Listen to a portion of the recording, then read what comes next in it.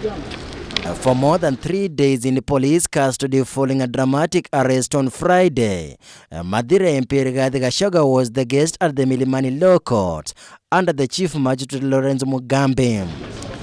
Rigathi, who is a fierce critic of President Uhuru Kenyatta, faced a rough time in the corridors of justice after an array of the charges were leveled against him and 9 others still at large. Among the charges leveled against Gachagua is conspiracy to commit an offense of corruption, a fraudulent acquisition of public property, and money laundering. When you arrest a person within 24 hours, the outer lane is 24 hours, you must present them to court. The arguments made before the court to persuade it towards a free bond are outside the jurisdiction of this court.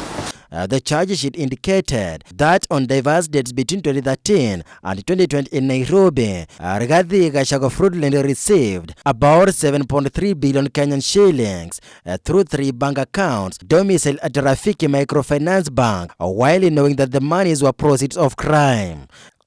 The MP was also charged with money laundering for allegedly receiving a total of 104 million Kenyan shillings from Bungoma County government between January 2018 and June 2019 with an intent to unlawfully dispose the monies. Gachagua is also said to have received 7.5 million Kenyan shillings from the Kwale County government with an intent to unlawfully dispose the money. A tug of war ensued over the bail application on whether the Member of Parliament should be released on bail or not. Why were they arresting the accused on a Friday, 3 a.m., just to keep him and punish him?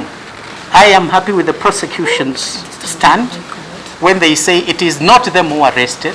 Do not include a consideration of the arguments on the nature of arrest as one of the considerations for the grant or denial or the terms of bail where bail is granted.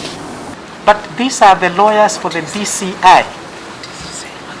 The DPP is the law firm that represents the DPP in criminal proceedings.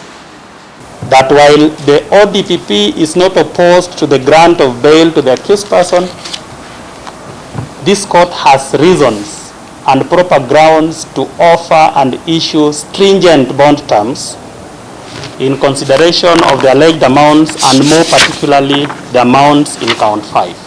After a push and pull, Chief Magistrate Mugambi made the final verdict on the bail applications. I'm of the considered view that a cash bail of Kenya shillings 12 million, in the alternative a bail of Kenya shillings 25 million, would be a reasonable sum to deposit as bail or bond. In the event of the accused electing to be released on bond, you would be required to provide a surety for the said sum. A battle of the lawyers, mostly political leaders, led by Alice Wahome of Kandara, Gladys Sholei, Kipchumba Murkomen, Silvana Sosoro, Rugo Kangata, Gibson Kimani, Wycliffe Nyabuto, Amos Kisiwe, and Paul Gasheru took the stand to represent Gachagua. Kyoko Kilokumi is the one leading the defense team. The case will be mentioned on the 9th of August this year.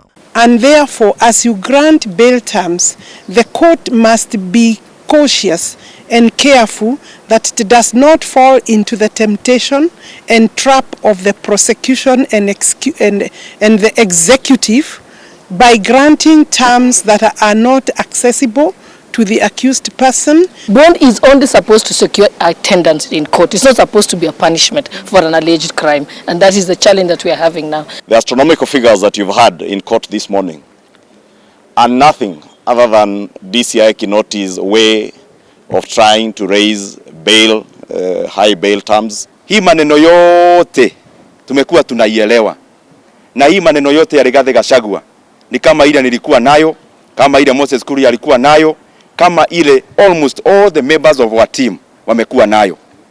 Ukionekana na deputy president, haraka unaanza kuchuguzwa. Reporting for Ebru TV, I'm Jeff Khaemba.